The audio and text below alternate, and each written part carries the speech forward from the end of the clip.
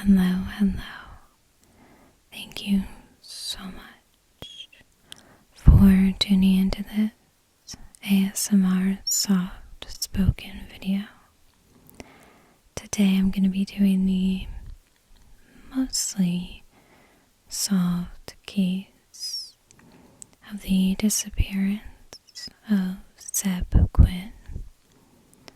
This case has those details that stick with me.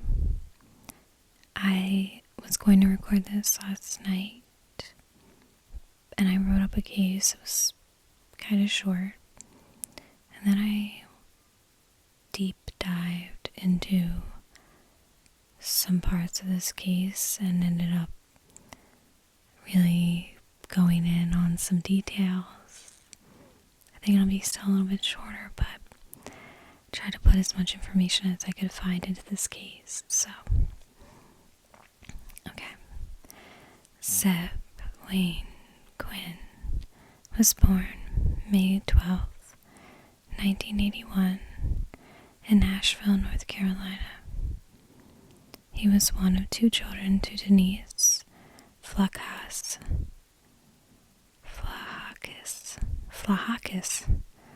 and enjoyed spending time with his sister Brandy. Zebb was described as being smaller than other kids growing up. He had a learning disability and could be known to be somewhat naive. He went to T.C. Robertson High School, and whenever he had the chance, he would go fishing. He was a quiet guy who kept out of trouble. His mother never worried that he was running around with a bad crowd, and he was very centered and reliable. Seth went on to join his high school's ROTC program. He really enjoyed being a part of this. He took on a lot of skill sets from this, such as time management, customs, courtesies, and the encouragement for leadership skills. He loved being a part of the community projects and physical activity that came along with the ROTC. After high school, he enrolled at Asheville Buncombe Technical Community College. He also had a job at Walmart, working in the electronics department. At this job, he really enjoyed interacting with customers, and he developed a lot of friendships within his coworkers. But he was a very honest guy, so much so he wouldn't even let his mom use the discount card when she shopped there. Zebb had a lot of dreams and ambitions, and he was described as being really kind and caring. So in 2000, Zebb's 18 years old, and he's still trying to figure out what he wants to do. He meets Misty Taylor at a Christmas party, and the two become friends. But before long, Zebb became infatuated. His family and coworkers report he talked about their long phone conversations. But Misty did eventually confess that she had a boyfriend and a child. She apparently reported to him that she was scared to leave her boyfriend because he was abusive towards her. And Zebb's family and friends warned him to be careful and stay away from Misty just because she had so much complication going on that he didn't need to be involved in at this point in his life. There was one account where Seth showed up to Misty's house unannounced and was surprised to find her boyfriend, who was Wesley Smith, there too. He never told anyone exactly what happened, but he did admit to his friends at Walmart that he was scared of Wesley. So at this time, he was working at Walmart for more than 2 years. He had set a goal and began to save money for a new car. He was really hardworking and determined at this time, and he even started thinking about the idea of becoming a manager of Walmart and moving up. And on January 2nd, 2000, at 9 p.m., Zebb clocked out of his shift at Asheville Walmart. He had planned to go with his friend and co-worker, Robert Jason Owens, to look at a car that he was considering purchasing. Robert had let him know that he knew that this car was available, so they met in the Walmart parking lot and left right after Zebb's shift and drove separately. They were seen on surveillance cameras at a local Citgo gas station at about 9:15, going inside the store, grabbing some sodas. A few minutes later, the tape shows Robert's Ford pickup truck pulling away, with Zebb's light blue Mazda following. Just over an hour later, at 10:30 p.m., Denise calls Walmart and asks to speak to Zebb. She was told that he had clocked out at about 9 p.m. Denise was confused. It was very unlike Zebb to not be in touch if his plans had changed. And so she waited up and was paging him every hour or two with no reply. Zebb never returned home that night or contacted anyone. So on January 3rd, the next day, Denise and Zebb's sister Brandy looked into his room to see if he had packed any belongings, but everything was still there: his clothes, his toothbrush, some cash, and his contact lens solution. They had decided to wait until lunchtime, and when that came and went with no sign of Zebb, Denise decided it was time to go to the police. So at 3 p.m. on the afternoon of January 3rd, Zebb is officially reported as a missing person. So also that morning, on January 3rd, Robert shows up late to his scheduled shift. He claims that he had been in an unrelated car accident the night before, and that the car accident occurred near the Waffle House restaurant by the intersection of Interstate 26 on Long Shoals Road. On January 4th, Walmart received a call from a person claiming to be Zebb, saying that he had to call out sick. Now Quinn's supervisor, Patty King, answered the phone and immediately realized the voice on the other end sounded nothing like Zebb. Patty was his manager for 2 years. She knew his voice, she knew him, and she was certain this was not Zebb. So she's immediately alarmed. because she knew that Denise had called previously looking for Zebb. And so Patty is like Miss Columbo over here, and she's like keeping this person on the line, pretending to be confused. She says that the call had come through in the wrong department. She's like pretending like she doesn't know when she's asking him where he was scheduled to work, and the person's unable to answer, which is super sketch. And so Patty, the badass, calls the number back using star 69, and she's connected to the local Volvo plant. So she immediately calls Denise and tells her about this bizarre phone call, and Denise reports it to the police.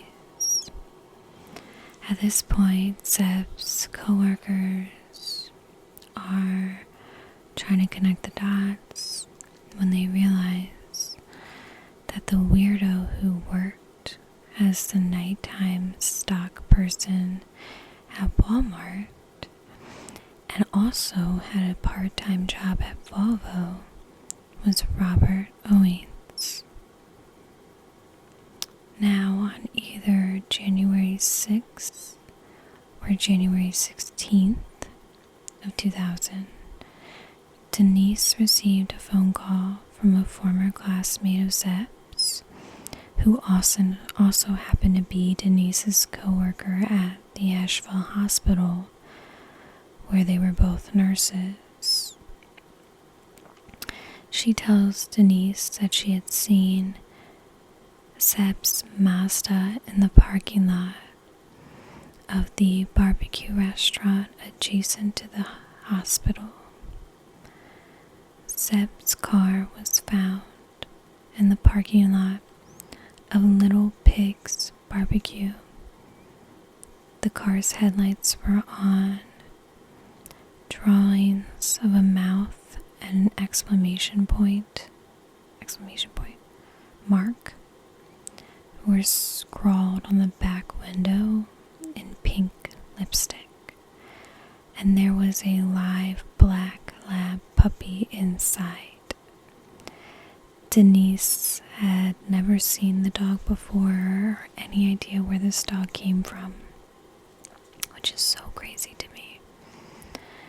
So I saw both the 6th and the 16th being reported for when the car was found, which is super frustrating and important because that makes a big difference, especially with the puppy in the car, the headlights on. Like, if it had been 2 weeks, there's really no way the puppy would be able to survive. The car battery would definitely die. So that's why it's so frustrating to me, because if it was on the 6th, it could have been dropped off almost pretty soon after he disappeared, versus the 16th, that would indicate it was planted later on. So I'm sorry, it was like a split of those dates, and I just could not figure out what was the accurate one. So, and also a side note, one of the officers on the case ended up adopting the puppy. So police also found several drink bottles, a jacket that wasn't Quinn's, and a key card from an unknown hotel inside the Mazda. It appeared that the driver's seat was moved very close to the steering wheel, which would have been too close for Zebb to have been the driver, considering he was 5'9". A tip came in to investigators stating that witnesses had seen a mysterious woman driving the car around. They said they had seen the same car in downtown Asheville a few days prior to it being found in the parking lot. Police put together a composite image of the driver based on witness reports. And y'all, This might be the weirdest composite sketch I have ever seen, to be honest. It's kind of creepy. The police came up with a dead end with the hotel key card. It didn't have a logo on it. They did go to several hotels around the area, and there was no information found. So police pretty quickly honed in on Robert. His coworker was the last person to see him after leaving the gas station. Robert tells police that after they left the gas station, Zebb flashed his lights to signal Robert to pull over.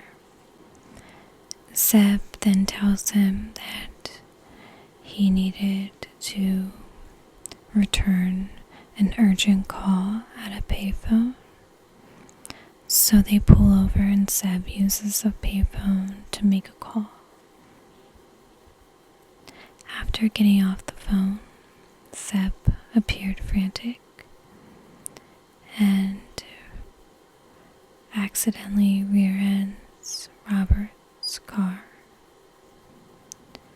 Robert then says he apologizes and tells him that he has to cancel their plans for that night. And then he supposedly drives off, and that is the last time he was seen. So Robert had admitted himself into a hospital just hours later after reporting seeing Seth for the last time.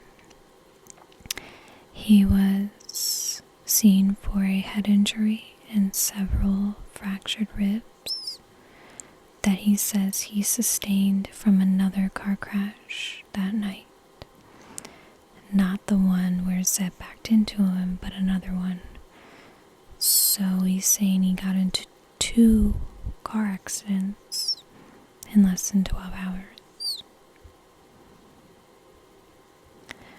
Robert's managers told police that on Monday morning, January 3rd, he was in fact late for work.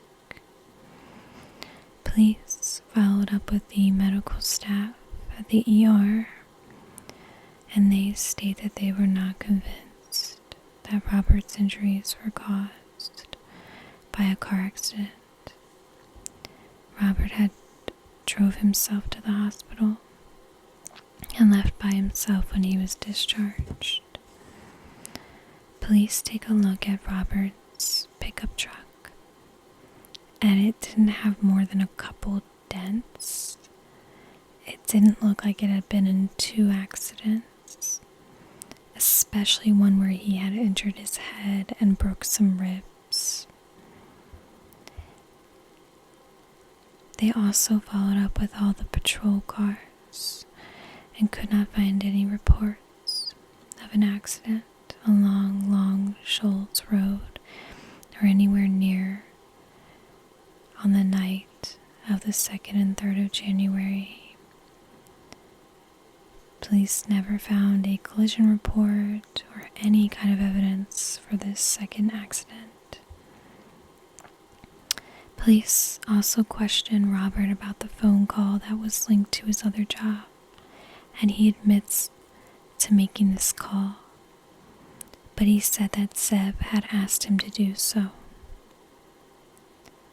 With no solid evidence against Robert, police turn to the call made to Zebb's pager the night he disappeared. After tracing the page that was sent to Zebb that made him go into a frenzy apparently, police discover the call came from the house of Zebb's paternal aunt, Ina Ustish. However, Ina denies making this call, and Zebb apparently had very little contact with his aunt, or really any of his dad's family after his parents split up prior to this night. So she states that she was actually having dinner with her close friend, Tamra Taylor, who is also the mother of Misty Taylor, the young woman that Zebb was interested in. So Ina, Zebb's aunt, told police that both Misty and Wesley were present at Tamra's house on the night of January 2nd. Ina also reports that her house had been broken into that night, and nothing had been stolen, but she reports that a few picture frames and other items were moved around. But, strangely, police note that Misty had a shocking resemblance to the woman in the composite sketch from the witnesses who saw someone driving Zebb's car. And if that's true, I really want to see what Misty looks like, because my God, that composite sketch haunts me in my dreams. So they interview Misty at her grandmother's house where she was living with her daughter. Misty claims that there was nothing between her and Zebb, that he was a new friend, nothing more than really like an acquaintance, but she had no idea what could have happened to him. According to Zebb's family and friends, that was not true. There was most certainly something between the two of them that was brewing. There was so much so of this that there was some friction between Zebb and his mom, who usually had a great relationship. Denise felt that him being involved with Misty was changing his behavior and he was losing focus. Denise told police that Zebb once took the family Jeep without permission to take Misty, her child, and a child she was babysitting to the mall. He ignored 2 of his mom's pages before responding to a 3rd message, which was very out of character for him. Investigators also asked Misty about the extended phone call that happened on New Year's Eve, and the fact that she did not speak to Zebb after that. They told her the story that Zebb's grandma had told them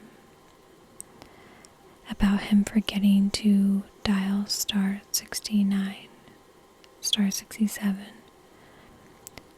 which was a deal that they had made each other in order to hide the identity of him calling for her safety and because of her boyfriend.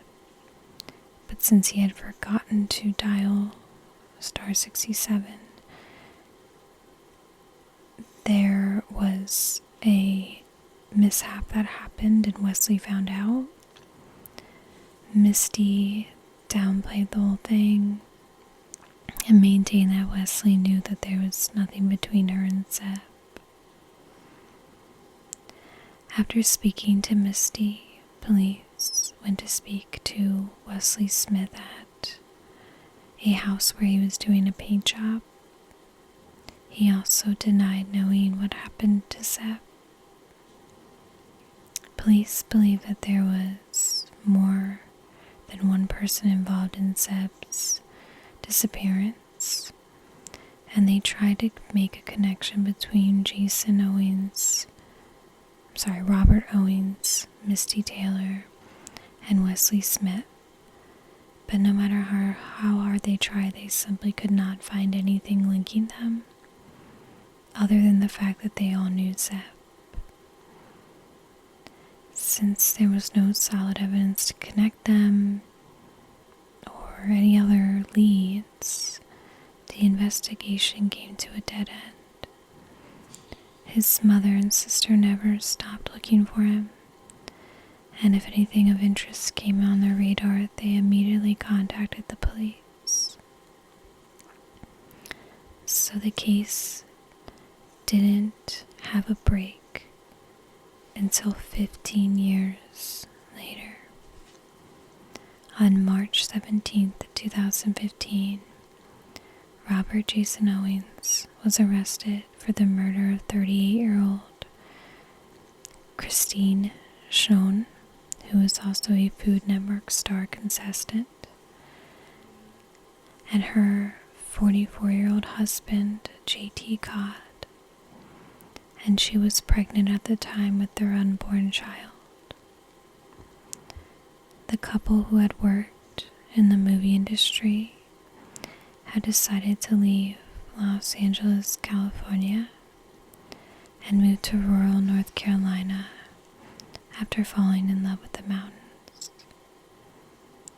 They wanted to start a new chapter in their life while continuing to work in the film industry, and they would just fly back and forth between shoot locations.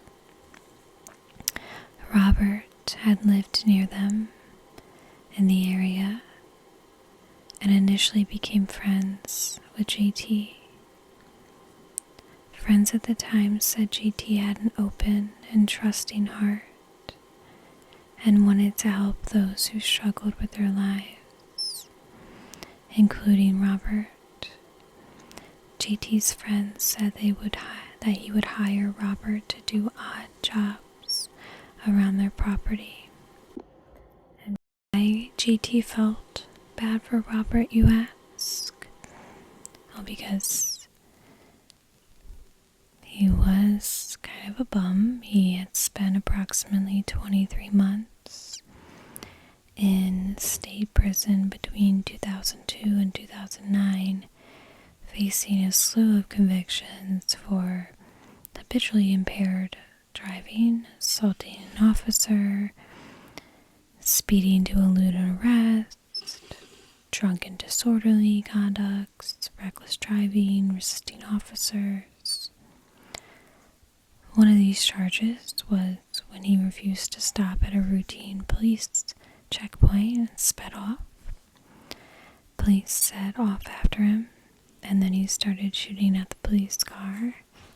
In the end, he drove into a mailbox and left his truck and was drunk at this time. So, all around, that's kind of what he did. So, the couple was reported missing from their home on Hooker's Gap Road on Saturday, March 14th.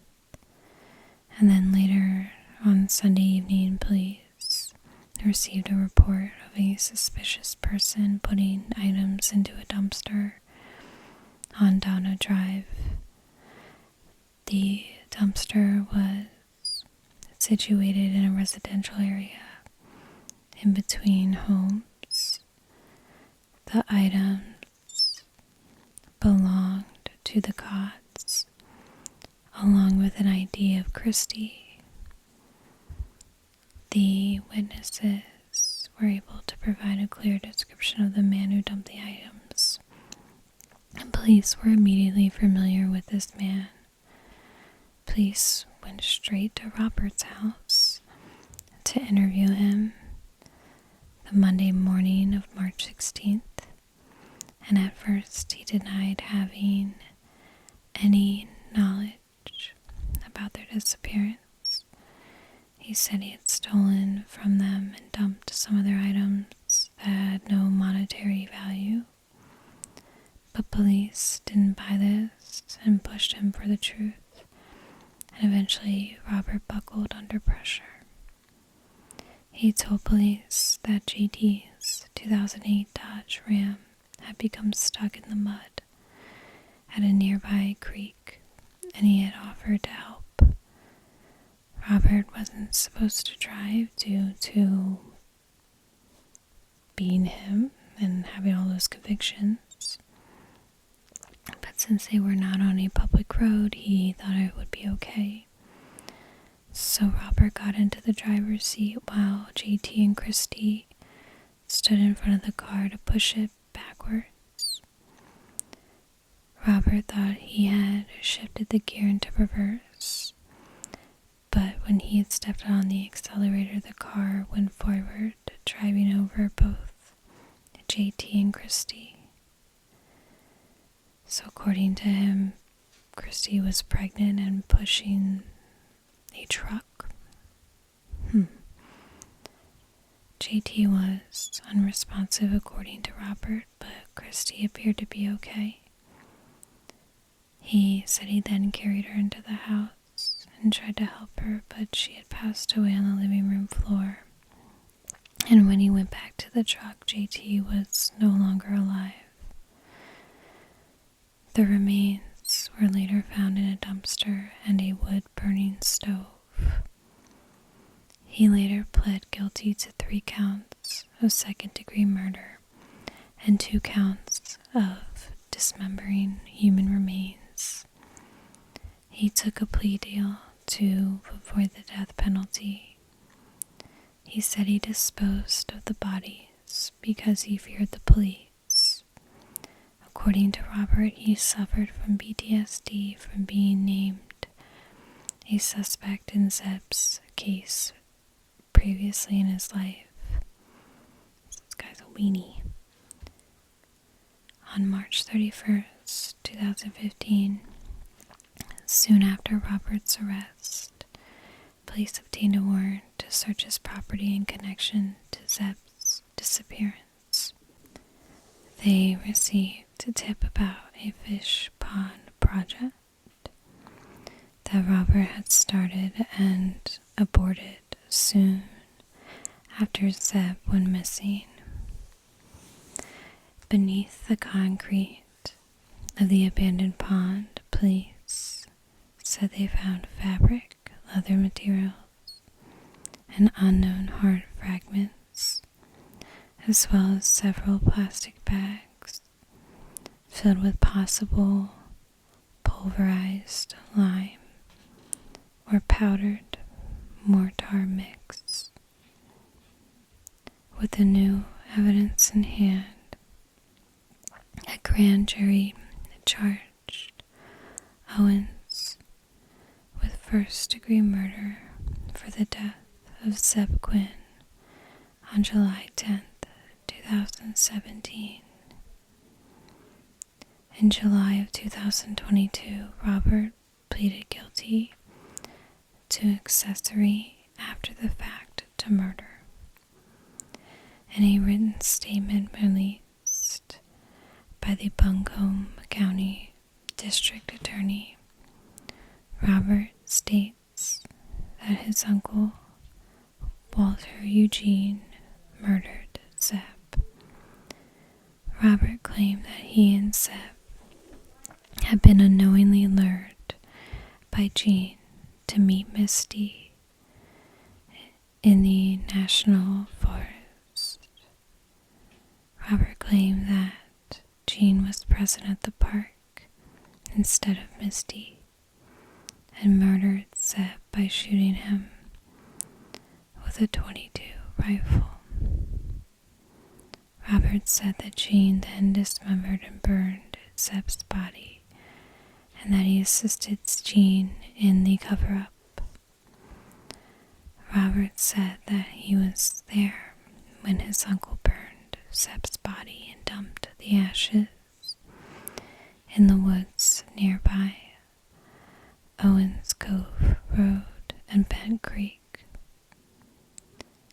Investigators searched the area but found no sign of any remains or evidence to go with Zebb's statements. Robert claimed that his uncle had known Wesley and was then hired to keep Zebb away from Misty, and apparently his uncle's solution was murder. It's pretty extreme.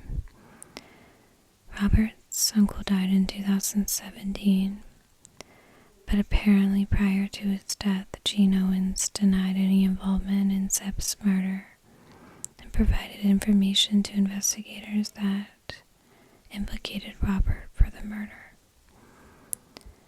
Without strong physical evidence and with conflicting evidence in the form of individual accounts about Robert and his uncle, Judge Grant said a murder conviction by a jury would have been a challenge. D.A. Williams stated that he had the support of Zebb's family in offering the plea deal to Robert. The sentence he was given was a little more than 10 years that would run concurrent with his current sentence for the God's murder. And Judge Grant said he will most likely serve the rest of his life in jail. District Attorney Todd Williams said it may never be completely clear about what happened to Zebb. He states, Zebb Quinn would have been 41 this year. It was always the hope of the investigators and the DA's office that more facts and details would be uncovered with regard to Zebb's disappearance. In response to new statements made by Robert Jason Owens, law enforcement conducted searches for evidence at the Owens Cove Road and Bent Creek, but failed to find human remains or other evidence corroborating Owens' statements. Nevertheless, today's plea is supported by non-circumstantial direct evidence obtained by investigators going back to the weeks following Zebb Quinn's disappearance, and for the first time legally establishes that Zebb Quinn was murdered. While we may never know the full truth these many years after Zebb's disappearance, my sympathies are with the family and all those who have suffered as a result. Today's plea was discussed extensively with both Zebb Quinn's mother, Denise Blaukuss, and his sister, Brandy Quinn, and was approved by them in advance of today's conviction. It's my hope that anyone wishing to sensitize today's pleas will respect the family's desire for peace and privacy. So now we can get into the theories. Like I said, this is a mostly solved case, it appears, but there still lacks a lot of details and certainty with what happened. So obviously it kind of comes down to two theories, both involving Robert. The first theory being that Robert's account for the night was accurate. Apparently I read one article that Robert was given a polygraph in which he was asked if he had witnessed Gene Owens shoot and kill Zebb, and he answered yes, and he passed. Information had surfaced about a letter that Robert had written to his neighbor in 2016 while he was in jail. In the letter, he names his uncle as the killer, and he said that he'd been living in fear of his uncle after he saw what he did in January 2000. And he states that his uncle had threatened him, so much so that Robert's brother took out a restraining order. I saw something interesting that a person suggested, that potentially Zebb left for work, picked up a puppy as a gift on the way to meet Misty at a motel, that this was all set up, and that maybe Misty or Wesley snuck out of the home for a moment while his aunt was distracted to page Zebb at 9:30, to which he may think that it was Misty if they had previously discussed using this as another way to communicate on the DL. And this is where then Robert is involved with his uncle and they cover up the crime. So when it comes to the car, again, the idea of it being the 6th or the 16th is so crucial. So either they got rid of the car immediately and it was found on the 6th and they just left the puppy in the car, or they waited, took care of the puppy, and then planted it later. Zebb's mom actually said that she believed that they had whoever put the car in the parking lot intended for her to find it, because both Zebb's grandma, and I believe Zebb's sister worked at that hospital, so the potential of somebody wanting it to be found by Zebb's family would be higher when it was close to the hospital where they worked.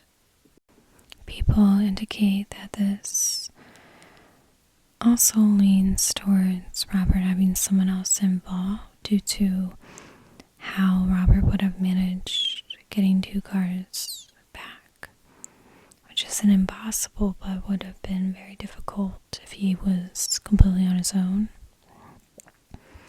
He also doesn't seem like the smartest nut in the bag, if you know what I mean, but so some think Misty did drive the car following the events and that she knew what happened and she helped, or she felt threatened to help cover it up.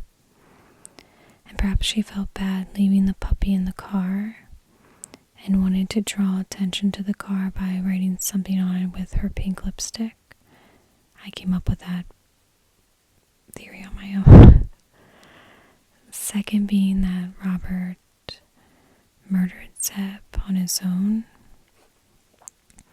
Some believe robbery was Robert's motive. He knew he was purchasing a car and that he was saving up money. And the fact that he had actually pulled a similar dumb move when he murdered the couple. JT Cobb had plans to meet with a friend at a restaurant and didn't show, which alarmed his friend, who began texting him. His friend continued to text him and eventually 2 days later was like, "Hey, are you okay? Is everything okay?" And then his friend got this reply at 12:15 p.m. that was sent from Christy's phone, not JT's, that read, "Sorry, we both have this stomach flu, throwing up and such. We both have just been trying to sleep it off." And this was instantly suspicious to the friend. It didn't sound like Christy, and why, after contacting JT's phone, he got a reply from Christy's phone. It just didn't make sense. And in the Cobb case, they were also able to determine that both Christy's phone and JT's phone were used up to 2 days after they believe she was killed, and there were texts sent. So Robert had this pattern of attempting to reach out to people after committing crimes, pretending to be them, and never being convincing, clearly. Now, I do believe Robert seems like enough of a weirdo who probably would use pink lipstick and draw kissy lips on a car in either theory. And some have theorized that the markings on the car could be a sign to keep your mouth shut. or a way to divert the attention to a female. And then I found a bonus theory that was so interesting. So, they said that Zebb and Robert go off to buy the car like intended. The aunt is visiting her friend Misty's mom. The aunt sees Misty and her boyfriend Wesley there.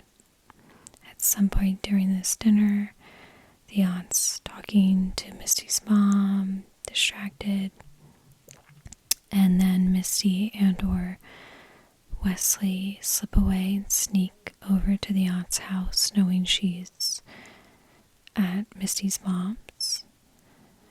They break in, page Zebb with some alarming message, maybe about his aunt being in danger or hurt or something happening. Perhaps this is just meant to be a prank, like something to mess around with Zebb and scare him. Zebb then receives this page, understandably freaks out, and in his panic he rear-ends Robert's car and drives off, promising to pay for any of the damages. And with Robert being an absolute Looney Tune, he follows Zebb out of anger. Robert manages to confront Zebb about it. Maybe Zebb pulls over trying to calm down Robert after he's maybe been like erratically tailgating him, or maybe Robert follows Zebb all the way to aunt's house or another location, and eventually Robert and Zebb get into a physical fight. Robert goes too far and kills Zebb. After that, Robert finds a way to dispose of the body. He either gets a girl to drop off the car who happens to look like Misty, or a sleep demon, I don't know. Or maybe he gets an accomplice to tip off the police that a woman resembling Misty was driving the car. Or maybe the witness statement was just bogus, and the witness was confused with a totally different car or person, and it just happens to work out in Robert's favor. Either way, Misty and Wesley have no idea what really happened, but know that their story looks really bad, so they may have kept quiet. And then Robert, on the other hand, might have known that Misty was involved with Zebb, and he wanted to kind of take the heat off of him and onto Misty by using the pink lipstick, by trying to call Walmart. That backfired on him.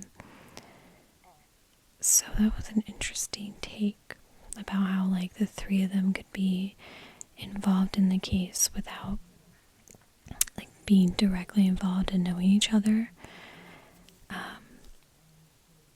I know they kept saying there was like no found link between Wesley, Misty, and Robert, but if Robert states that his uncle knew Wesley, I think there's a link right there. So the biggest part for me is the puppy. Why was there a puppy in the car? That's just so bizarre to me. And then the jacket that wasn't his, the hotel car key, it's almost like, so I'm almost like leaning towards the car maybe being discovered on the 16th, because that would mean like somebody potentially had time to like use the car, drive it around, like be in a hotel, get a puppy. Why the puppy? It's so weird. I don't know. But that is the mostly solved disappearance case of Zebb Quinn. I'd love to hear what you guys think about this case. So yeah, thank you so much for watching. I hope you're having a good day or good night wherever you are. And you have a good day tomorrow. And I will see you in my next video.